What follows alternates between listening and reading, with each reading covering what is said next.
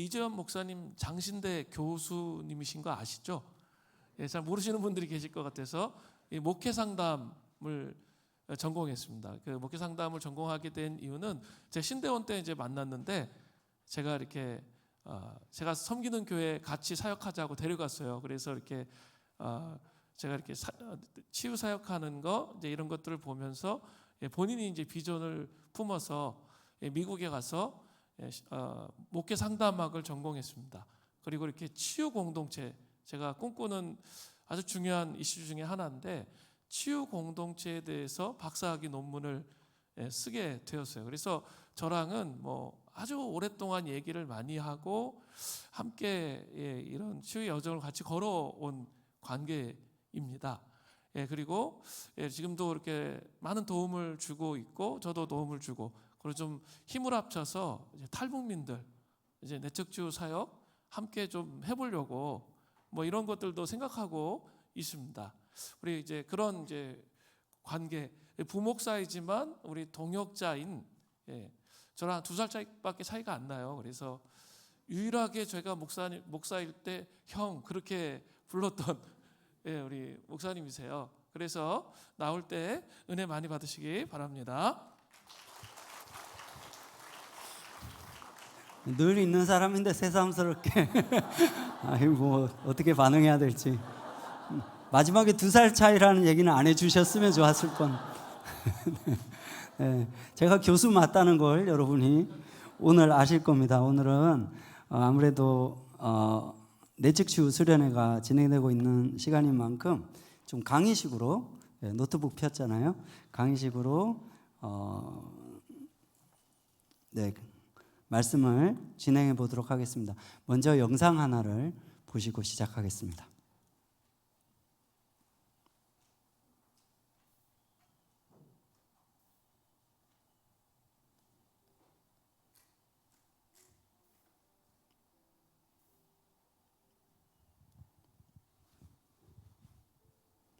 소리가 안 나오네요.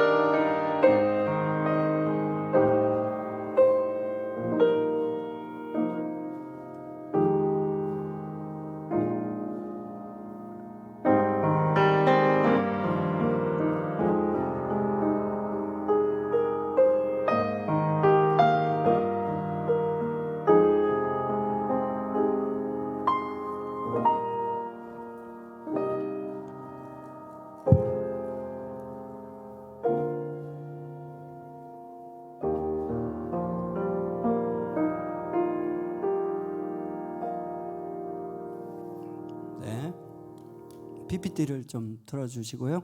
네, 이 영상은 우리 자신을 우리가 바라보는 것과 하나님을 바라보는 것이 얼마나 깊이 연결되어 있는지를 보여주는 영상이라고 할 수 있습니다. 이 아이가 커튼 뒤에 숨고 또 돌을 던지고 또 담벼락 뒤에서 자기 얼굴을 감추는 것은 하나님께서 돌아서는 것이기 전에 자기 자신에게서 숨는 것이라고 할 수 있습니다.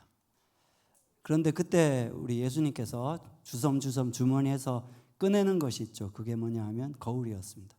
그 거울을 그 아이 앞에 내려놓았을 때 그 아이가 쳐다보지 않다가 마침내 고개를 들어서 자기의 얼굴을 바라봅니다.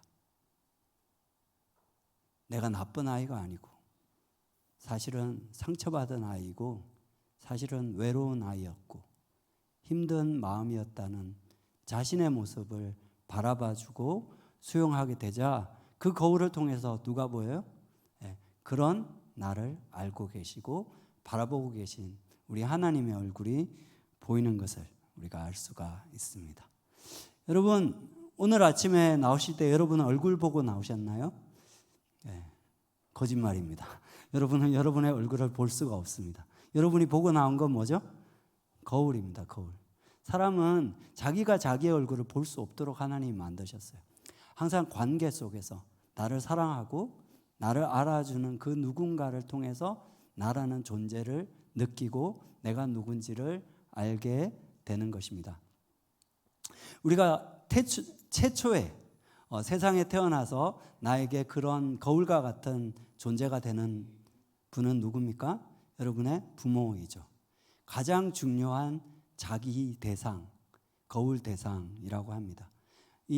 그 사진에 나오는 것처럼 갓 태어난 아기가 아기를 바라보면서 아유 우리 은혜가 목욕을 하니까 기분이 좋아요. 아이고 예뻐라 이렇게 엄마가 말해줄 때 그 엄마의 얼굴을 통해서 목욕을 해서 너무 기분이 좋고 너무 사랑스러운 나, 자기라고 하는 존재를 처음으로 느끼게 되는 것이죠. 그렇게 나라고 하는 자기의 이미지, 자아상이라고 하는 것은 형성되어 갑니다. 뿐만 아니라 엄마 아빠의 얼굴은 자라나면서 지금은 아니지만 내가 미래에 되어갈 나의 미래의 모습을 투영하는 그런 대상이 되기도 합니다. 하인즈 코웃이라고 하는 심리학자가 있는데요. 이 심리학자에 의하면 우리 인간에게는 어린 시절에 뿐만 아니라 평생토록 세 가지 자기 대상이 꼭 필요하다라고 합니다. 첫 번째는 거울 자기 대상입니다.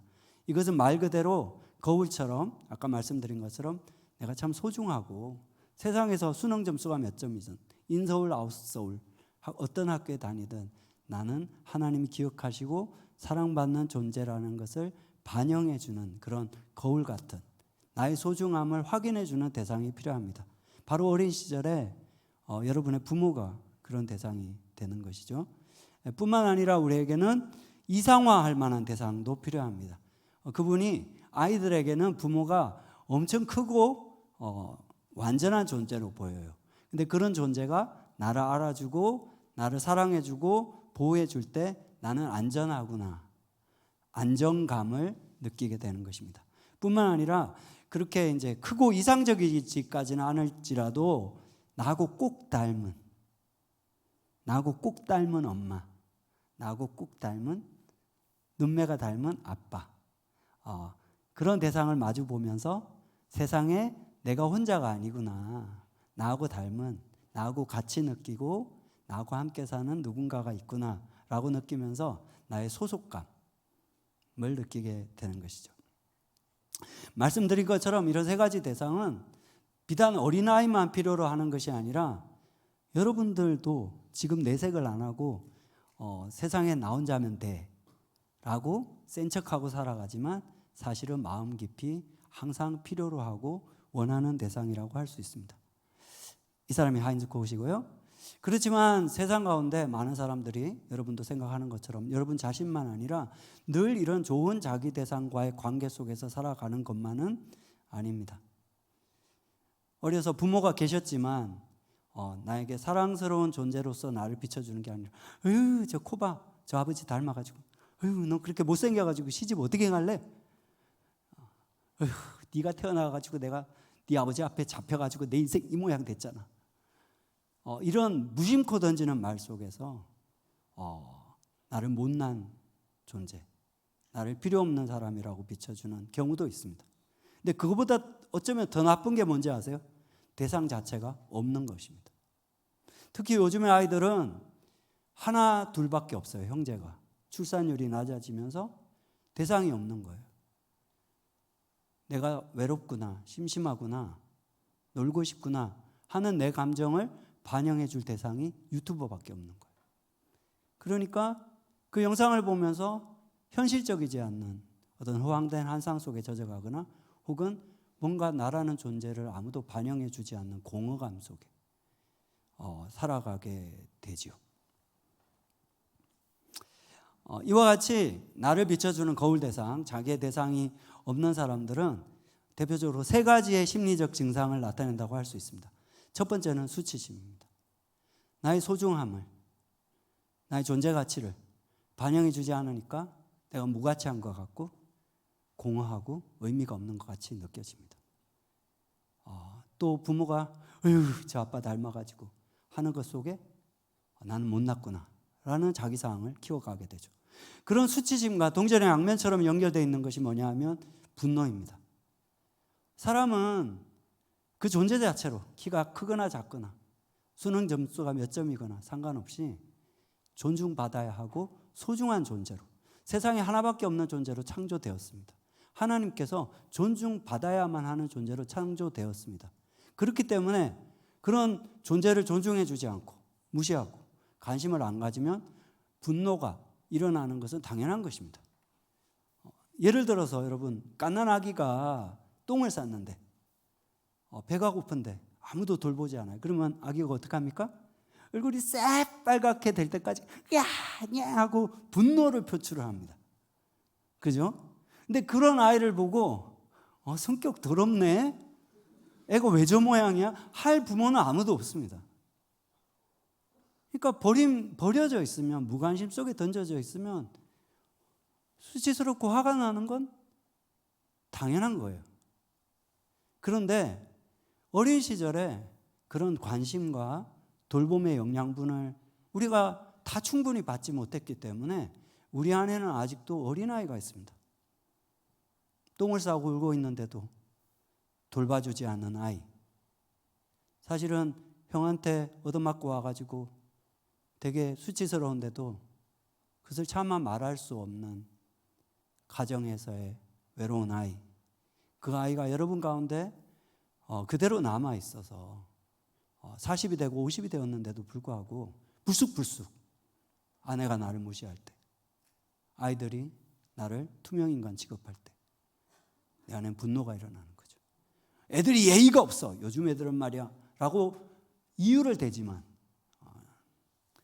남편이 이래야 되는 거 아니에요? 합리적인 이유를 대지만 사실 근본적인 원인은 뭐냐 하면 내 안에 있는 어린아이가 울고 있는 거죠. 화를 내고 있는 것입니다. 분노합니다. 뿐만 아니라 나는 여전히 여리고 나는 무력한데 세상 속에 아무도 나를 돌보지 않는 것 같이 느껴질 때 불안합니다. 존재적으로 불안한 것입니다. 이런 수치심과 분노와 불안이 바로 그를 바라봐주는 얼굴을 잃어버린 사람들의 대표적인 증상이라고 할 수 있습니다. 그런데 여러분, 정말 제가 이런 얘기를 들었을 때 이것이 바로 여러분 자신의 이야기라고 느껴지실지라도, 느껴지시는 것 같아요. 여러분 표정 보면 다 보여요. 네, 많이들 그렇게 느끼시나 봐요. 그렇지만 여러분에게 누가 있습니까? 여러분은 사랑의 눈으로 정말 바라보시며 내가 네 눈물을 알아. 눈물을 흘리기 전에 네 눈물을 알아. 네가 남편에게 그렇게 말하기 전에 네 마음의 말을 알아 라고 말씀하시는 하나님이 계시죠. 그리고 소중하다, 나의 사랑하는 자야 이름을 불러주시는 하나님이 계십니다. 뿐만 아니라 그분은 산과 같아서 항상 그 자리에 계시며 나는 그분을 잊어버릴지라도 그분은 나를 늘 지켜보시며 요새가 되시며 산성이 되시며 나에게 든든한 울타리가 되어주시는 분이 계시죠. 뿐만 아니라 그렇게 크신 분인데, 전능하신 분인데 우리처럼 유한한 인간이 되셔서 인간의 한계를 경험하시고 연약함을 채울하시고 또 고통을 겪으신 그분 예수 그리스도를 바라볼 때 세상 가운데 나는 혼자가 아니구나. 내가 정말 광야를 걸을 때도 그분이 계시구나. 바라볼 수 있는 그분이 계십니다. 근데 왜 우리는 이렇게 여전히 외롭고 불안할까요? 하나님은 계시지만 눈에 보이지 않잖아요. 그죠? 네. 눈에 보이지 않잖아요. 그래서 눈에 보이지 않는 그분을 우리에게 보여주시기 위해서 이 땅에 예수 그리스도가 우리처럼 인간의 모습으로 오신 것입니다. 근데 우리는 예수님도 없잖아요. 예수님 봤어요? 네. 못 봤잖아요. 예수님 죽으시고 부활 성천하셨잖아요. 근데 대신 이 땅에 예수님의 형상인 누구를 남겨두셨어요? 여러분 좌우로 한번 둘러보세요. 네. 네. 바로 이 공동체를 예수님의 몸인 교회를 여러분에게 주셨습니다. 또 그리고 이렇게 둘러보다가 눈이 마주쳐가지고 눈 피하신 분 여러분 배우자 네, 가족을 주셨습니다. 근데 금방 말씀드린 것처럼 이렇게 가족들이 하나님의 형상이 되어야 되는데 얼마나 행복합니까? 우리 아들 최고로 예뻐요. 우리 아들 때문에 엄마는 살아.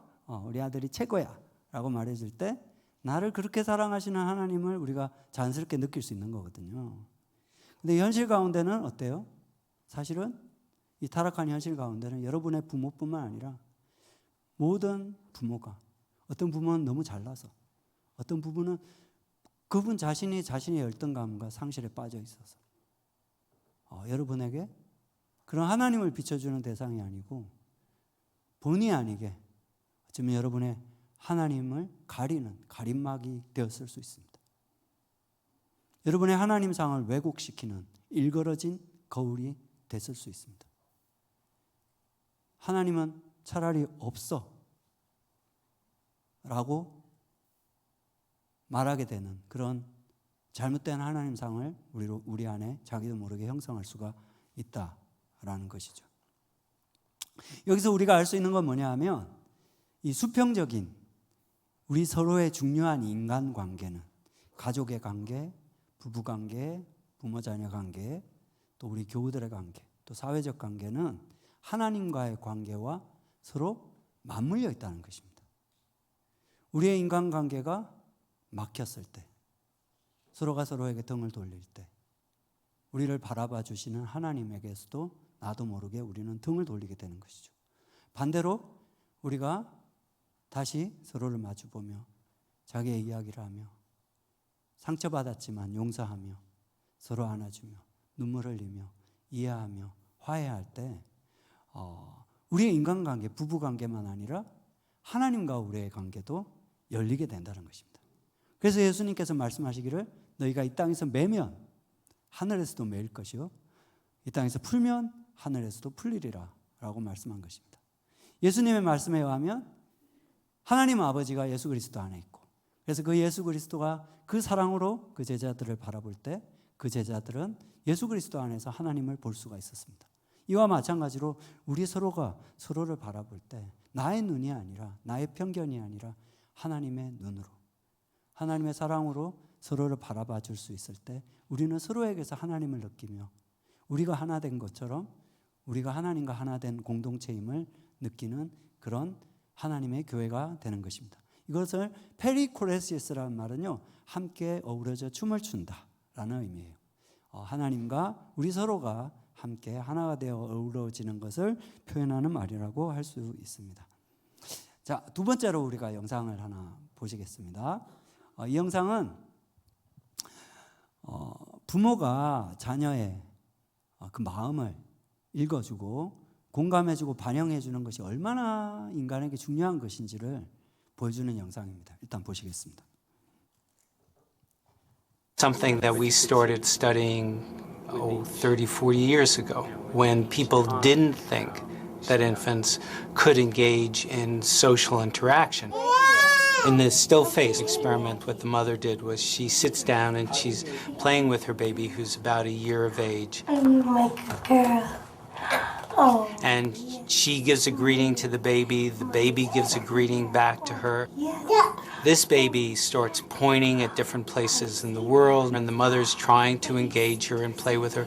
They're working to coordinate their emotions and their intentions, what they want to do in the world. And that's really what the baby is used to. And then we ask the mother to not respond to the baby.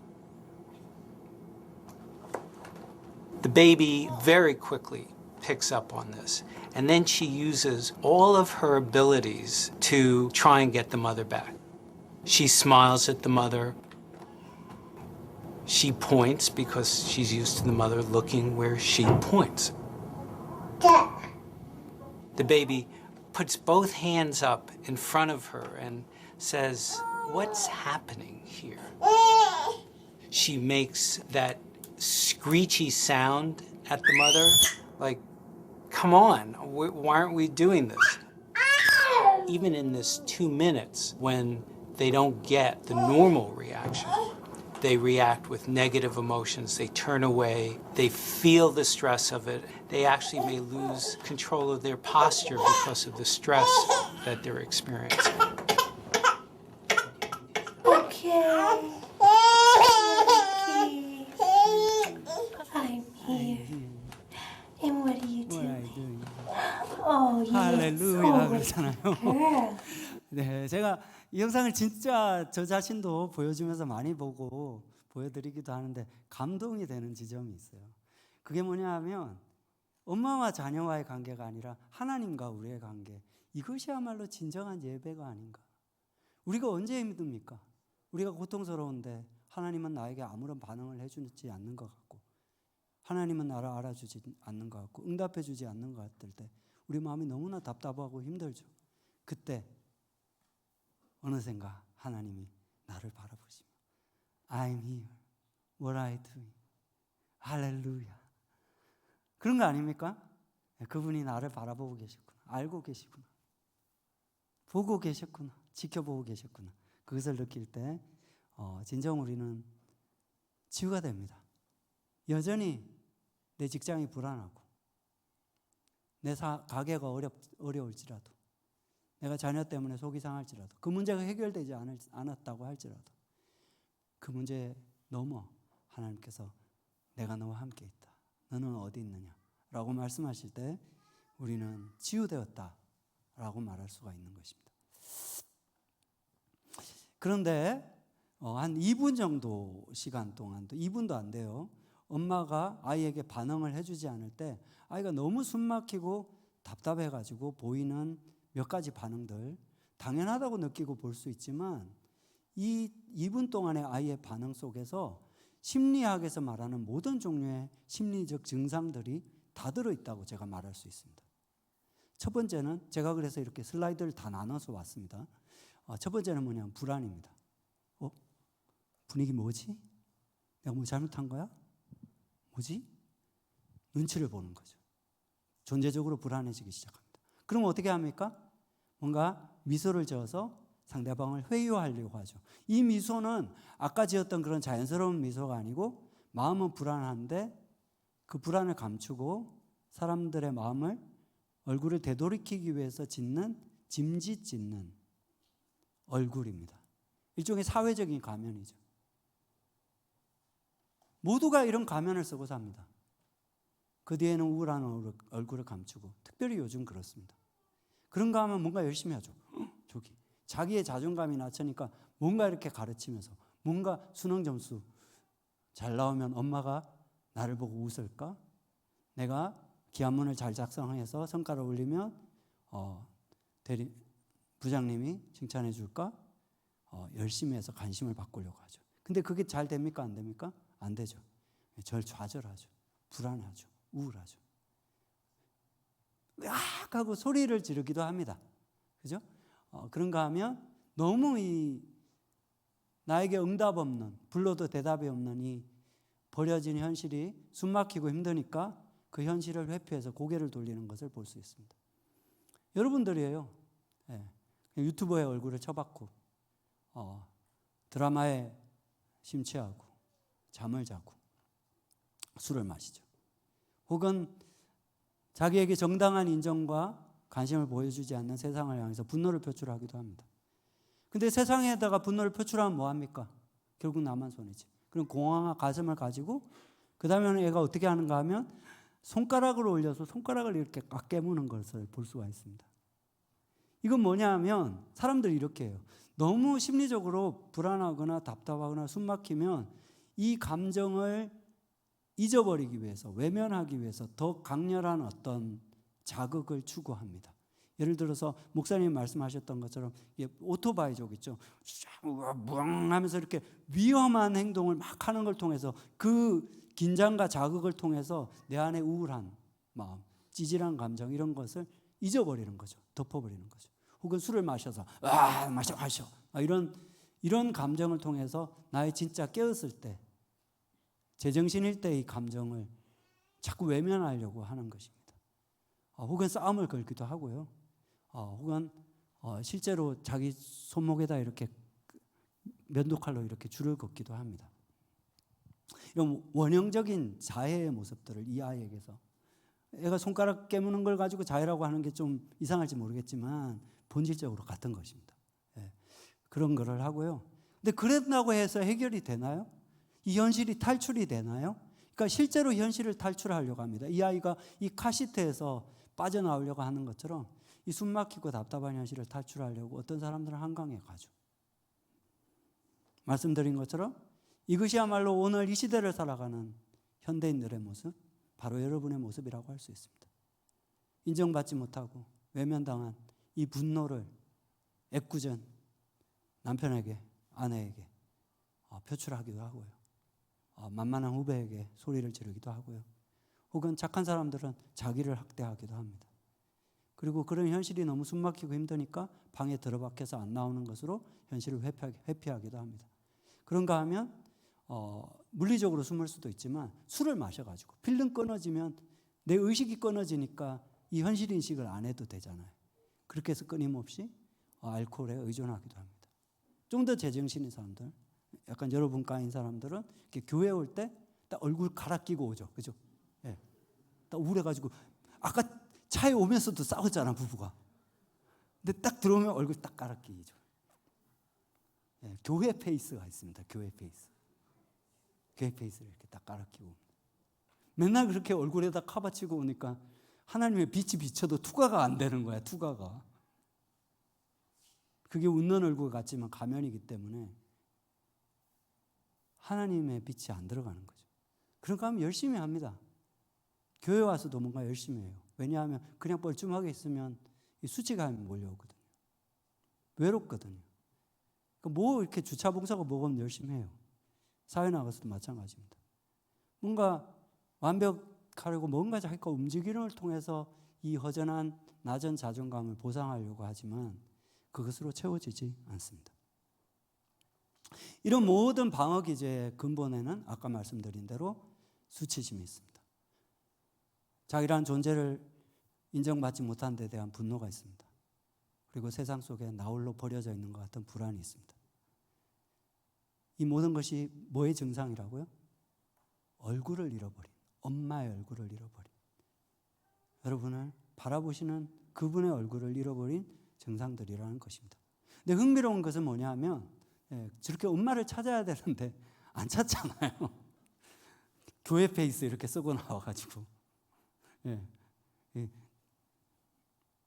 근데 이게 아까 말씀드렸죠. 하나님과의 관계는 인간 상호 관계와 연결되었다고. 근데 최초의 타락한 인간들이 하나님과의 관계가 깨어졌을 때 나타나는 최초의 심리적 증상이 바로 수치심과 분노와 불안이라는 것입니다. 첫 번째로 수치심입니다. 아담과 하와가 하나님의 얼굴을 피해서 숨습니다. 여기서 우리는 인간의 수치심이 근원적으로 어디로부터 말미암는지를 우리가 볼 수 있습니다. 그 근원은 뭐라고요? 하나님의 얼굴을 잃어버린 것입니다. 하나님의 얼굴에서 숨은 것입니다. 그러므로 그를 알아주시는 그 얼굴을 잃어버리고 여러분 홀로 남았기 때문이라는 것입니다. 수치심은 세상이 자신을 바라보지 못하게 만들고 싶은 충동입니다. 낮은 자존감 때문에. 지 아빠 닮아가지고 재수없어. 그런 메시지에 눈이 가려서 그렇지 않게 나를 바라보시는 하나님의 얼굴을 잊어버린 것이죠. 현대에도 이와 같이 수치심에 사로잡힌 사람들은 사람들의 시선을 마주하지 않기 위해서 방 밖으로 나가고 싶어 하지 않습니다. 자기를 학대합니다. 혹은 그 사람들에게 트집을 잡히지 않기 위해서, 빈틈을 보이지 않기 위해서 강박적으로 자기를 관리합니다. 왜? 뭐 묻었어? 내가 뭐 잘못했어? 관리를 하죠. 그런가 하면 아까 말씀드린 것처럼 알코올에 중독돼서 그냥 의식을 끊어버리는 걸 통해 가지고 그런 현실의 수치스럽고 찌질한 감정들을 외면합니다. 사실은 우리가 숨고 싶어하는 그 눈길은, 그 손가락질은 바깥에 있는 것이 아니고 우리 자신 안에 있는 것이거든요. 우리 자신 안에 있는 낮은 자존감에 있는 것입니다. 두 번째는 분노입니다. 카인이 그의 제사를 받아주지 않은 하나님께 분노하죠. 여러분, 그런데 이런 분노는 아까도 말씀드렸던 것처럼 자연스러운 감정입니다. 여러분, 어린아이가 똥 쌌는데 배고픈데 아무도 돌아보지 않으면 막 운다 그랬죠. 그죠? 그 애를 보고 쟤는 성격이 왜 저래? 라고 말하지 않잖아요. 그죠? 그런데 그런 돌봄받지 못해서 분노한 아이의 감정이 여전히 어디 있어요? 이 남편에게 있잖아요. 남편.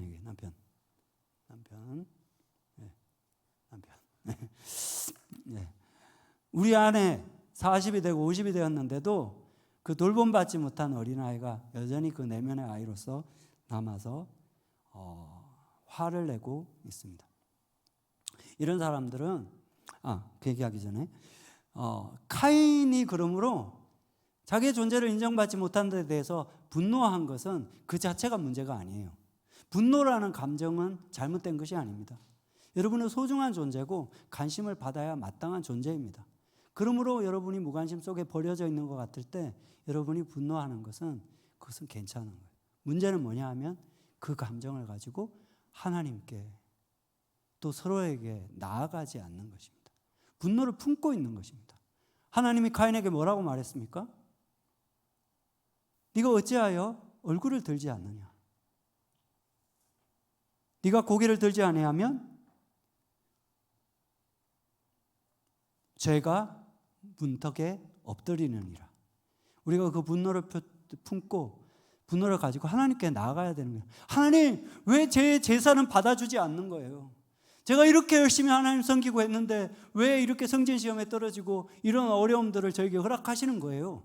하나님 앞에 가지고 나가야 되는데 그러지 않고 하나님께 비춰가지고 교회를 안 나옵니다. 소용없다고 생각합니다. 애꿎은 와이프에게 쏘아붙입니다. 다 필요 없어. 그리고 그 분노를 가지고 중독적인 습관으로, 폭력성으로, 자녀들에게 고함을 치는 모습으로 죄 앞에 자기를 내어주는 것이죠. 카인은 그래서 그런 분노를 품고 그의 동생을 죽였던 것을 볼 수가 있습니다. 오늘날에도 이와 마찬가지로 분노를 하나님께 가지고 나가지 않고 서로에게 표현하지 아니하고 상대방을 비하하는 걸 통해서 넌 잘났어? 너는 뭐 어쨌어? 자기가 자존감이 낮으니까 다른 사람을 깎아내리는 걸 통해 가지고 공격함으로 그것을 배상받으려고 하는 모습들. 또 좀 더 착한 사람들은 그런 분노를 가지고 자기를 네가 왜 그랬어? 왜 그랬어? 너 왜 태어나가지고? 혹은 실제로 아까 말씀드린 것처럼 본드를 흡입하거나 칼로 자기 손목을 걷는 것 같이 자기를 해하는 방식으로 이런 분노를 표출하는 사람들도 세상에 많이 있습니다. 또한 연결된 감정은 말씀드린 것처럼 불안입니다. 세상 가운데 자기만이 버려져 있다고 생각하기 때문에 불안한 것입니다. 창세기 4장 14절에 카인이 에덴 동산에서 쫓겨나면서 이런 고백을 하는데요. 이 구절은 대단히 중요합니다. 의미심장합니다. 제가 한번 읽어보겠습니다. 주께서 오늘 이 지면에서 나를 쫓아내시온즉 내가 뭐라고요? 주의 낯을 하나님의 얼굴을 보지 못하리니 내가 땅에서 피하며 유리하는 자가 될지라. 나를 만나는 자마다 나를 죽이겠나이다. 자기가 동생을 미워하고 죽인 것처럼 사람들도 나를 싫어하고 미워해서 나에게 해코지를 할 거라는 불안을 안고 살아가는 것입니다. 오늘날 현대인들도 자기가 직장 사람들이 싫으니까, 저 부장이 꼴 보기 싫으니까 그들도 당연히 나를 싫어할 거라고 생각하고, 그래서 이 직장 가운데 불안한 것입니다. 그런 사람이 여러분 그 직장에 오래 머물 수 있겠습니까? 오래 못 있죠. 자꾸 어디로 또 옮길 생각을 합니다. 그리고 실제로 옮깁니다. 여러분이 연봉이 더 올라갈지 모르겠지만 여러분은 피하고 유리하는 사람, 방황하는 자가 된 것입니다. 여러분, 이렇게 여러분의 인생이 어디에 정착하지 못하고 방황하는 자가 된 근본 원인이 어디 있다고요? 바로 하나님의 얼굴을 여러분이 잃어버렸기 때문이라는 것입니다. 여러분을 바라보며 얘야, 내가 여기 있다. 너와 함께 있다. 너를 지키고 있다. 라고 말씀하시는 하나님을 향하여 고개를 들지 않는다는 사실입니다. 바로 이와 같은 사람들은 자기의 불안과 분노를, 좌절된 욕망을, 좌절감을 감추고 사회에 나가서는 항상 가면 끼우고 살잖아요. 이렇게. 이걸 거짓짝이라고 그럽니다. 혹은 또 직장에 가면 저것들이 나를 해야 할까? 뒤에서 딴소리 해야 할까? 그런 걱정과 불안 때문에 잠을 이루지 못하죠. 그리고 내가 사람들을 안 좋아하니까 사람들도 나를 싫어하리라고 생각하기 때문에 눈을 마주치고 싶어 하지 않습니다. 웬만하면. 사람을 기피하고 다니죠. 근원은 뭐라고요? 하나님의 얼굴을 잃어버린 데 있는 것입니다. 그래서 중세시대의 교부였던 성 어거스틴은 그의 고백록에서 인간의 본질에 대한 통찰을 고백록 1장에서 이렇게 얘기하고 있습니다. 우리 같이 한번 읽어볼까요? 시작. 내가 주 안에서 안식하기까지 내 심령이 불안하나이다. unrest입니다. 영어로.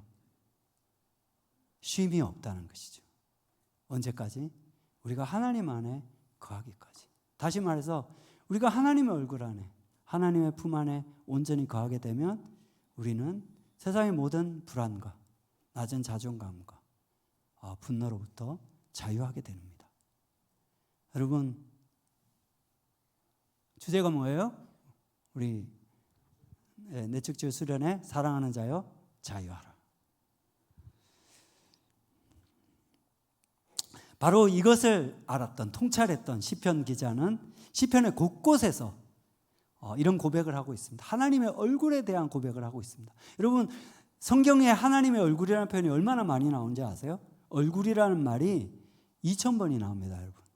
깜짝 놀랐죠. 근데 그 대부분은 의역이 돼 있기 때문에 여러분이 몰라서 그런 거예요. 파님이라는 얼굴이라는 단어가 그렇게 많이 나오는데요.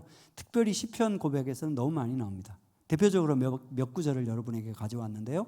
여러분 처음에 읽은 시편 4편 6절에서 8절 말씀 뭐라고 합니까? 우리 같이 한번 읽어볼 사람 읽어보겠습니다. 여러 사람의 말이 우리에게 선을 보일 자 누구냐 하오니 여호와여 주의 얼굴을 들어 우리에게 비추소서. 주께서 내 마음에 두신 기쁨은 그들의 곡식과 새 포도주가 풍성할 때보다 더하니다. 내가 평안히 눕고 자기도 하리니 나를 안전하게 살게 하시는 이는 오직 여호와시니라. 할렐루야. 여러분, 내가 왜 풍요합니까? 많은 연봉을 받는 사람, 많은 재산이 있는 사람보다 내가 더 풍요한 이유는 하나님의 얼굴이, 그분이 나와 함께 하시기 때문입니다. 내가 세상의 어떤 상황 속에서도, 이 불확실한 현실 속에서도 평안할 수 있는 이유는, 평안히 잠들 수 있는 이유는 주님 안에 거하기 때문이라는 것입니다. 이것을 시편 기자는 알았습니다. 그래서 정말 세상에서 하나님께 가장 큰 복을 받은 자는 누구라고요? 네, 하나님의 얼굴을 구하는 자라는 것입니다. 바로 여러분이라는 것입니다. 여러분 왜 예배에 왔어요? 네, 하나님의 얼굴 보고 싶어서. 우리 한번 따라하겠습니다. 하나님의 얼굴 보고 싶어요. 그렇죠? 네, 그래서 여러분이 복받은 자라는 것입니다. 여호와께 복을 받는 자는 야곱의 하나님의 얼굴을 구하는 자로다. 네. 눈 감지 마세요. 하나님 안 보여요. 네. 시편 27편 9절에서 10절에도 마찬가지입니다. 네. 주의 얼굴을 내게서 숨기지 마소서. 주의 종을 노하여 버리지 마소서. 누구의 고백입니까? 다윗의 고백입니다. 그거 광야에서 끊임없이 총각을 다투며 쫓겨다닐 때, 불안한 현실 속에, 광야의 동굴 속에 불편한 삶을 살아가면도, 전셋집 하나도 없어가지고 동굴을 전전하면서도 그가 무엇을 구합니까? 주식 로또가 아니라, 전세 자금이 아니라 하나님의 얼굴을 구했다는 것입니다. 주는 나의 도움이 되셨나이다. 나는 나의 구원의 하나님이시여 나를 버리지 마시고 떠나지 마소서. 마지막에 내 부모는 나를 버렸으나 여호와는 나를 영접하리이다.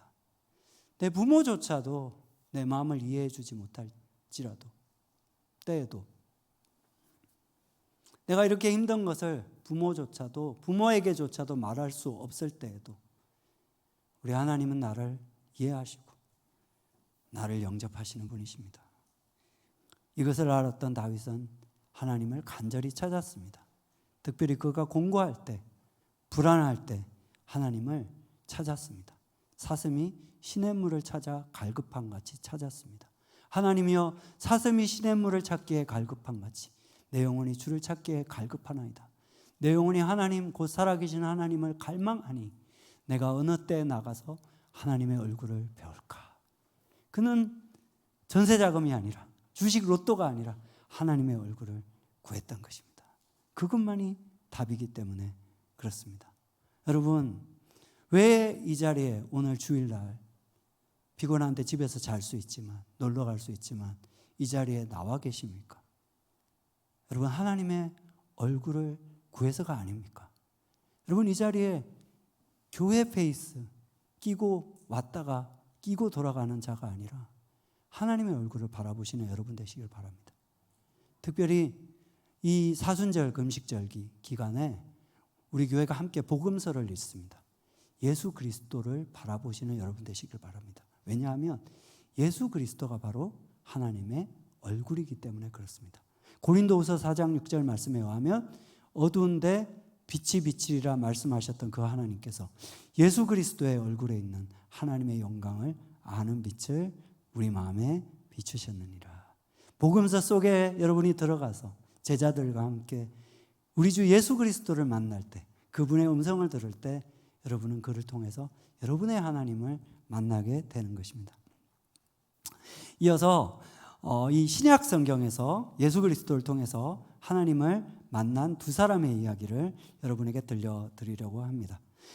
구약의 창세기의 이야기가 하나님의 얼굴을 잃어버린 인간의 이야기라면, 신약의 복음서의 이야기들은 주로 예수 그리스도를 통해서 하나님의 얼굴을 되찾은 사람들의 이야기입니다. 첫 번째는 삭개오입니다. 우리 삭개오 이야기는 오후에 우리 목사님께서 더 깊이 분석해 주시고 말씀을 전해 주실 것이기 때문에 간단히만 말씀드리겠습니다. 삭개오는 어떤 사람? 열등감이 많은 사람이었습니다. 여러분 자신처럼.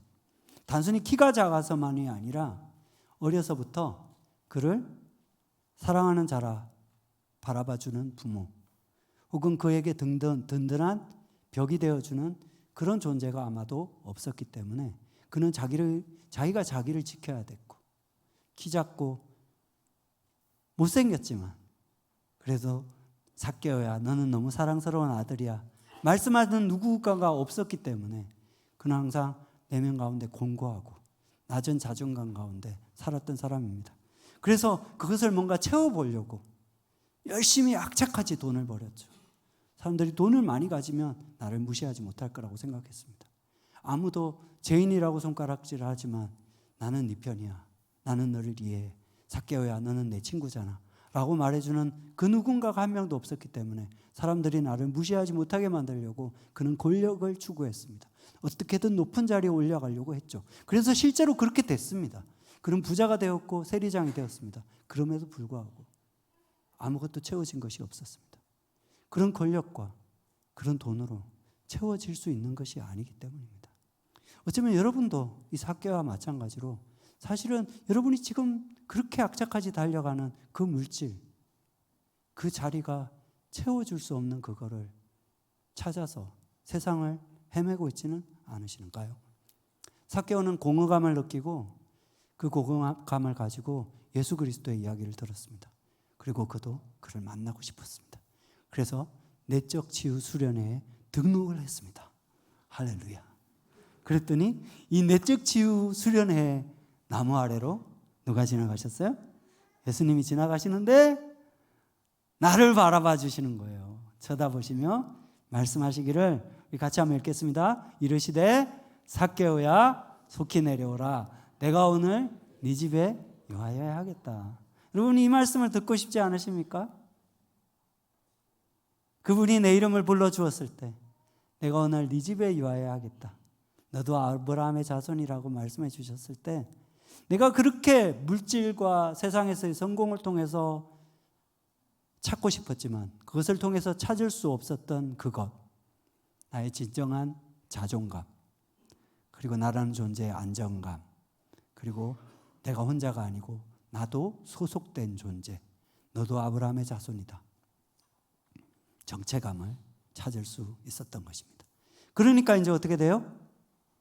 이때까지 악착같이 쫓아왔던 그것들이 헛되게 느껴지는 거예요. 그러니까 뭐라고 말합니까? 주님, 제 소유의 절반을 팔아서 가난한 자들에게 나눠주겠으며 제가 혹시라도 토색한 일이 있으면 그 사람들에게 4배나 갚겠습니다. 그걸 마지못해 얘기하는 것이 아니라 기꺼이 정말 자유롭게 얘기할 수 있는 거예요. 왜 그렇습니까? 주님의 얼굴빛이 그에게 두신 기쁨은 세상 사람들의 많은 소유와 소득으로 비교할 수 없는 기쁨이었기 때문입니다. 그는 자유하게 되었기 때문입니다. 두 번째는 수가성 여인입니다. 여러분, 수가성 여인의 얘기 아시죠? 여러분이 수가성 여인을 만났다면 어떤 느낌이었을까요? 쎄하죠. 뭔가 이렇게 방어적이고 도도하고 공격적이기까지 합니다. 당신 유대인 남자가 왜 저한테 말을 거시는 거예요? 별꼴이네? 당신 잘났어요? 뭐 교회 다니면 뭐 하나님만 뭐 진리예요? 너무 독선적인 것 같아.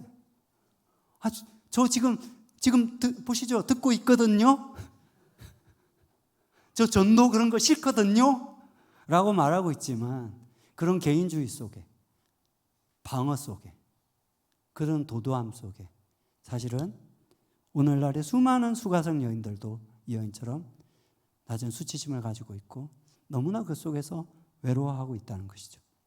이 여자가 정오의 물을 길러 나왔습니다. 왜 그랬을까요? 자기와 눈이 맞추지만 수군거리는 그 여자들, 손가락질은 그 사람들과 마주치지 않기 위해서 정오의 물을 길러 나온 거죠. 근데 그럼에도 불구하고 이 여인은 너무나 사람들의 관심과 애정이 고팠습니다. 뭘 보면 알 수 있는가 하면 이 여자가 남편을 5명이나 두었다가 지금은 자기 남편이 아닌 남자를 만나고 있습니다. 왜? 너무 외로우니까. 근데 이런 여자를 관심을 갖고 바라보는 사람은 한 종류의 사람밖에 없어요. 어떤 사람들이에요? 은큼한 눈으로 아래 위를 훑어보는 남자들. 그 남자들만이 나에게 관심을 가지는데 그 남자들의 시선이 뭘 의미하는지 왜 모르겠어요. 우린 본능적으로 알죠. 그죠? 그럼에도 불구하고 그것을 뿌리치지 못했던 이유는 어떤 성적인 문제이기 전에 여자가 너무 외로웠기 때문입니다. 관심에 고팠기 때문입니다. 그렇지만 그 남자들은 그녀를 진정 채워줄 수 없었죠. 그런 그녀를 예수님이 찾아왔습니다. 오늘날 이 사회에도 수많은 수가성 여인들이 있습니다. 겉으로는 왜 내 프라이버시를 침범하는 거예요? 나 그냥 아이폰 끼고 음악 듣고 싶거든요. 당신 잘났어요? 당신만 잘났어요? 라고 방어벽을 지우고 서로에게 경계를 지우고 있지만 그 속에서 다들 외롭습니다. 다들 소외되어 있죠. 그래서 뭔가를 찾습니다. 중독적으로 찾죠. 그런 수가성 여인을 예수님이 찾아오셨습니다. 그리고 그녀의 갈망을 봐주셨습니다. 그런데 이런 예수님을 이 여인이 만나기 위해서는 2가지가 필요했습니다. 첫 번째는 성령이고 두 번째는 진실이었습니다. 성령은 하나님께서 주시는 거예요.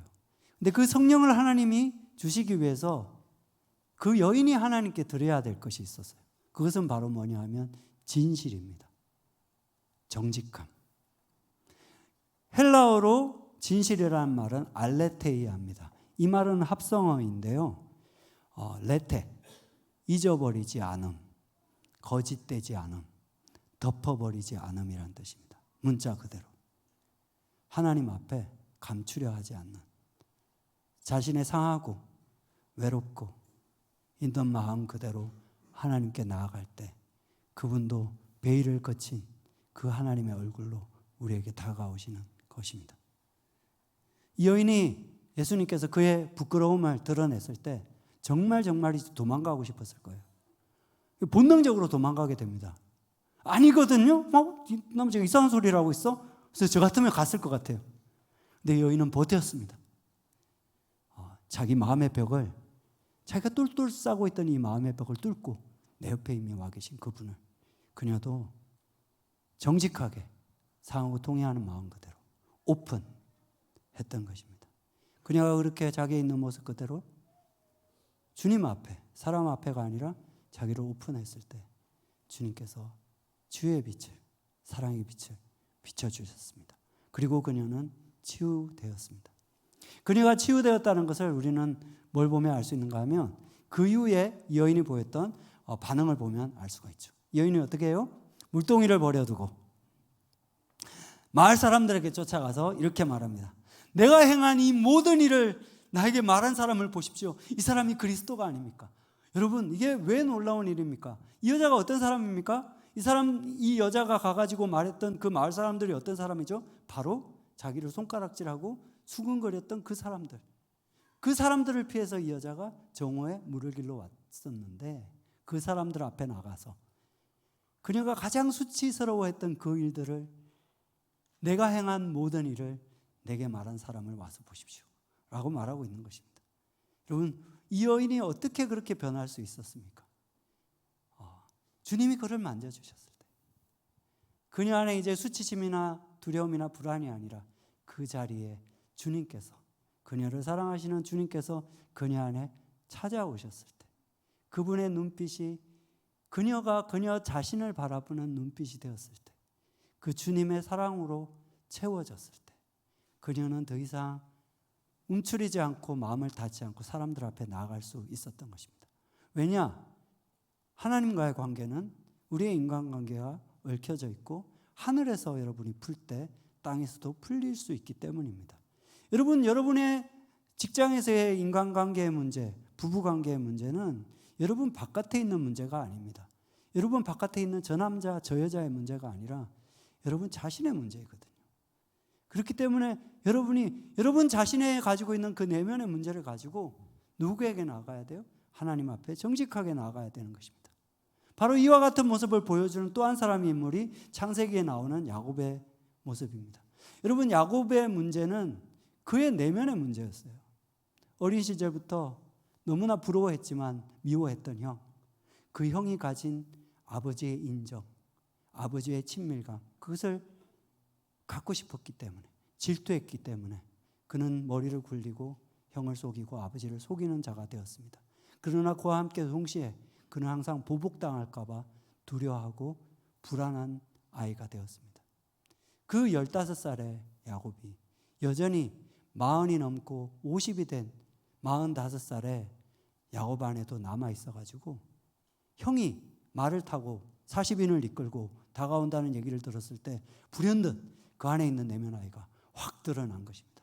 이제는 더 이상 45살의 야곱이 아니고 여전히 10살 때, 15살 때 형 앞에서 주눅 들었던, 자기에게 무관심하던 아버지에게 속상했던 그 아이의 모습으로 돌아가서 그 감정을 어찌할 바 모르고 그 불안 가운데 있었던 것입니다.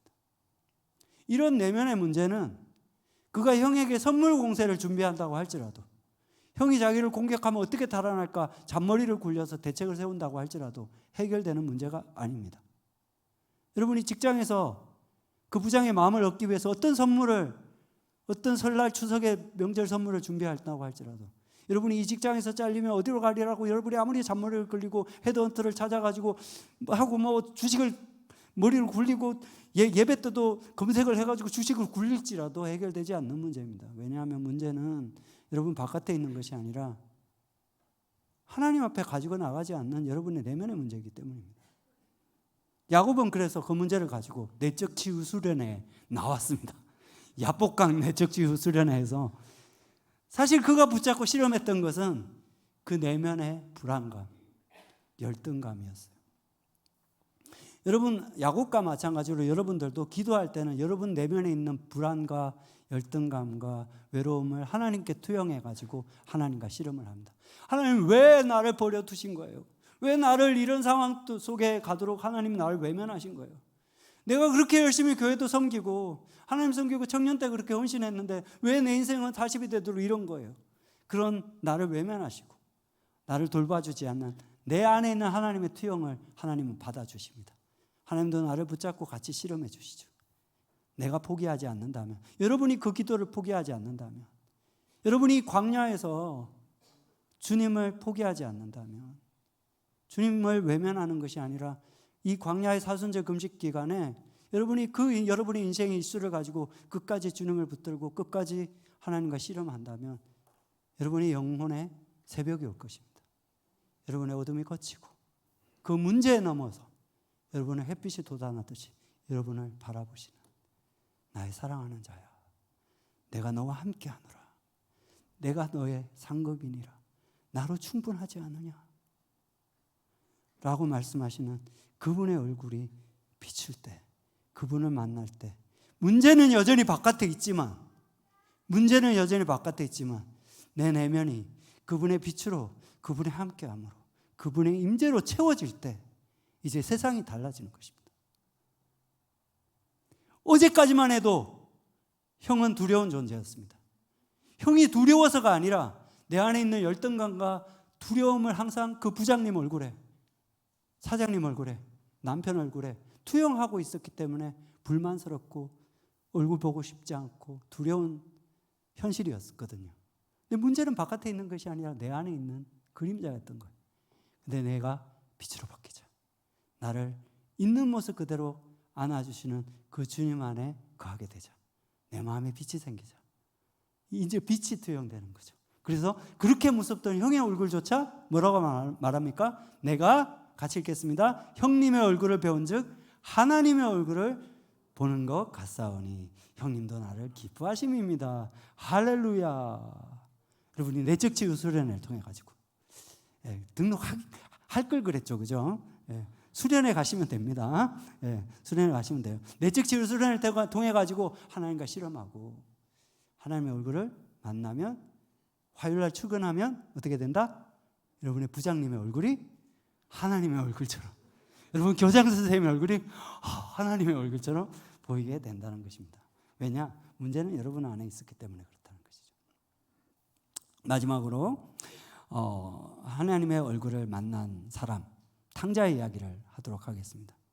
여러분 탕자 잘 아시죠? 탕자가 먼 나라에서 살아보니까 없는 거예요. 너무 비참한 거예요. 그래서 아버지께 돌아갈 생각을 합니다.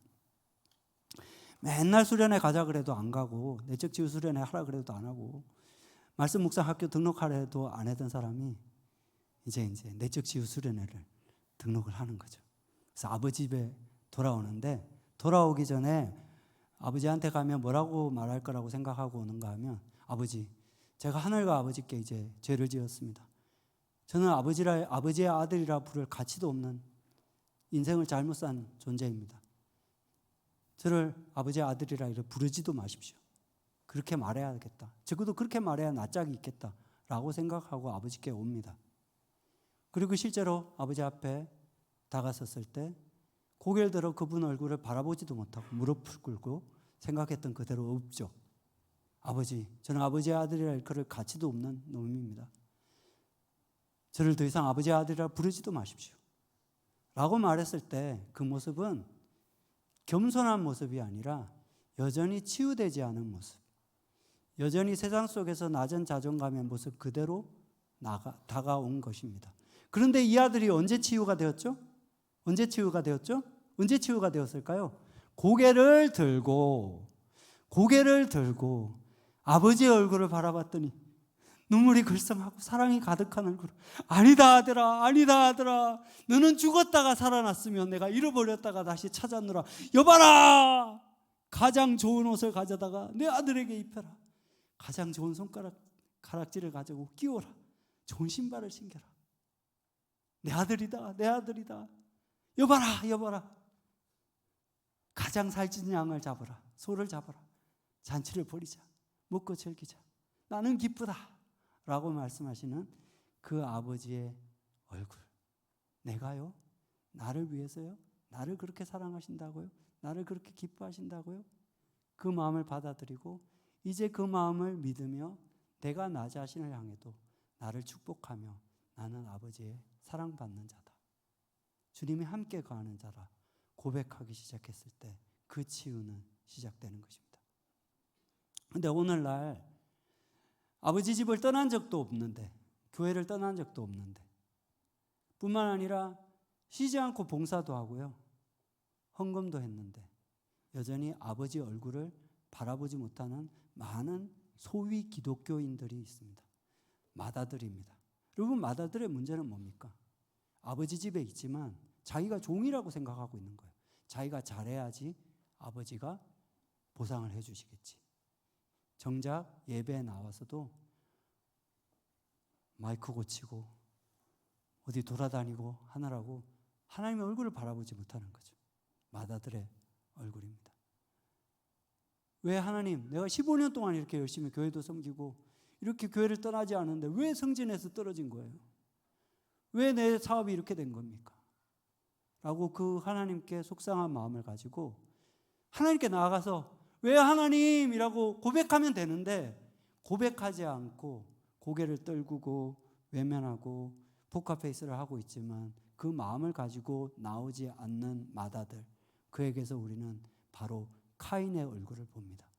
하나님을 향해서 고개를 들지 않았기 때문에 죄가 그 앞에 엎드렸고 그것으로 말미암아 죄의 노예가 되었던 카인의 얼굴을 봅니다.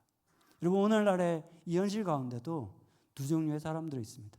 기독교인이라고 하는 가면, 교회 얼굴을 갈아 끼고 교회 오지만 점잖은 자세로 앉아서 주일 성수를 하고 헌금도 드리지만 여전히 그 마음 속에는, 주중의 삶 속에는 자기의 좌절된 욕망과 분노와 외로움을 가지고 하나님께 나아가지 않는 사람들이 있습니다. 그런가 하면 아예 교회를 떠나서 아버지의 집을 떠나서 살아가는 많은 가나안 성도들도 있습니다. 말씀드린 것처럼 지난 10년간 20대에서 40대 한국교회 교인들 중에 절반이 교회를 떠났습니다.